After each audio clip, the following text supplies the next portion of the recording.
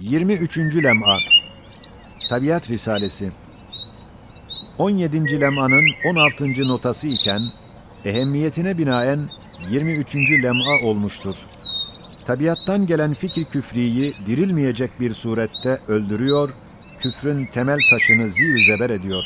İhtar: şu notada tabiiyyûnun münkir kısmının gittikleri yolun iç yüzü ne kadar akıldan uzak ve ne kadar çirkin ve ne derece hurafe olduğu, la akal 90 muhali tazammun eden 9 muhal ile beyan edilmiş.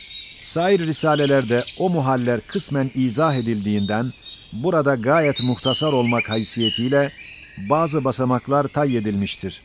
Onun için birdenbire bu kadar zahir ve aşikare bir hurafeyi nasıl bu meşhur akıl felsefeler kabul etmişler, o yolda gidiyorlar, hatıra geliyor. Evet, onlar mesleklerinin iç yüzünü görememişler. Hem hakikati meslekleri ve mesleklerinin lazımı ve muktezası odur ki, yazılmış her bir muhalin ucunda beyan edilen o çirkin ve müstekreh ve gayri makul hulasay mezhepleri, mesleklerinin lazımı ve zaruri muktezası olduğunu gayet bedihi ve kat'i bürhanlarla şüphesi olanlara tafsilen beyan ve ispat etmeye hazırım. Haşiye: bu risalenin sebebi telifi gayet mütecavizane ve gayet çirkin bir tarz ile hakaik-i imaniyeyi tezyif edip, bozulmuş akla yetişmediği şeye hurafe deyip, dinsizliği tabiata bağlayarak Kur'an'a hücum edilmesidir.